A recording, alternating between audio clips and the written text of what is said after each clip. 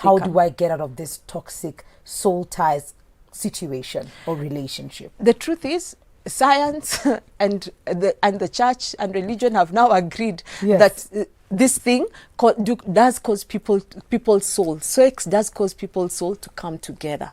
Okay. What that means is that sex is a covenant. Yes, it is. So you have covenanted yourself with so many people, or you have covenanted yourself with this person, that it becomes difficult to let go.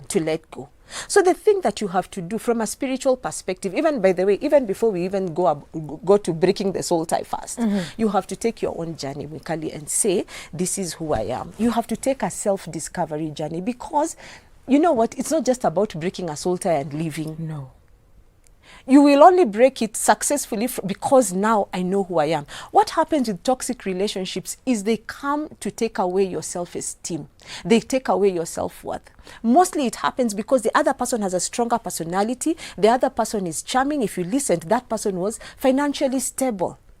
They are successful. Toxic people, narcissistic people usually have something they are offering that you don't seem to think you can offer. And so you have to have your own journey and meeting with yourself. You have to take a self-discovery journey that now tells you, this is who I am, regardless of whether this person is in my life or not. That is your first stage of empowerment. Okay. Because even if you decide to cut ties with this person, it doesn't have a meaning. It doesn't have a meaning. You'll meet someone else, like it was the other person who was there, then you just jump onto another guy. And for you to have gotten into this relationship in the first place, there must be something in you that's broken. Something that you think you do not have. You're not, unless they're giving it to you. Yes, because when you come to the place of self-discovery, toxic people, they repel you, or you repel them. Yep. You understand? Yes. Because you're able to stand up for yourself. You know who you are. But before you get to that place, there's something about you that attracts them. What is it about you that attracts them? Or what is it about you that makes you feel attracted to this person? That's something that's an interrogation you must have. Maybe it's a gap that I had in my childhood. Maybe I went through rejection. This is what you have to deal from that perspective and say, you know what, this is who I am. And then redefine yourself.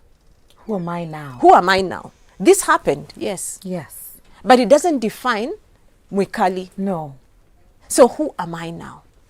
That brings you to the place where you can take back control. Because when you're in a toxic relationship, what happens? Control was taken away from you. Yes, you give them so much power. Yes. So you take back control. Okay.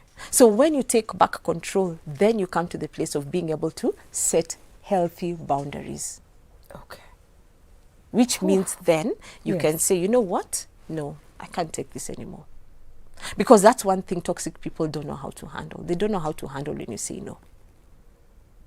But there's going to be a price. They're not going to accept they rebranded you very easily. No. They'll react.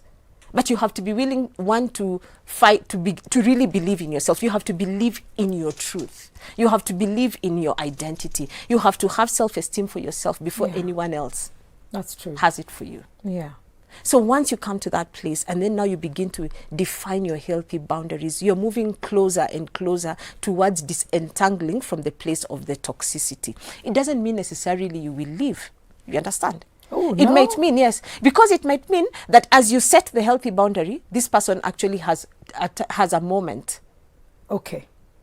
To even him discover himself, or even her rediscover themselves and say, you know what, actually I'm wrong, or actually, you understand? Yes, because a part of it, you remember, there's a moment I said in another interview, you know what, we are all broken. Yes, we are. So we are not going to run away from every broken person in this planet. At some point, it's about us defining ourselves, beginning to place place a demand based on my value. Then you have a choice. I give you a choice based on, this is what I think I can't take. Do you think you can deal? Yes, let's renegotiate. Okay. Are you seeing? I am. We might not be able to deal. You might not be able to, because granted, do you remember her story and many other stories that you hear out here? When people are in such relationships, the person flips it and makes it about you. You start apologizing. Yes, for things that they have no regret. No. And that's why it's so important for you to take your own self-discovery journey first before you have that conversation.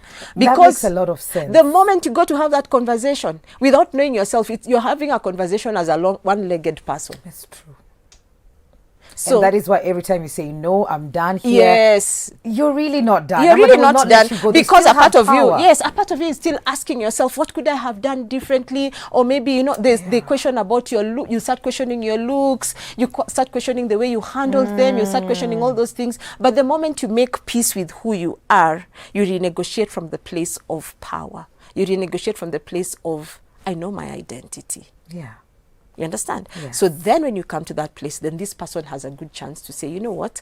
I value you enough. I'm sorry that I took you through this. I value you enough to want to correct it. Forgive me, because this is what, you see, it becomes also a light bulb moment for them, because many times, by the way, these people don't know.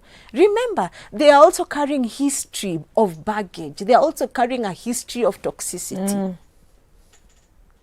So it might just be a moment for the relationship to heal. It might just also be a moment for the other person to heal, Yeah.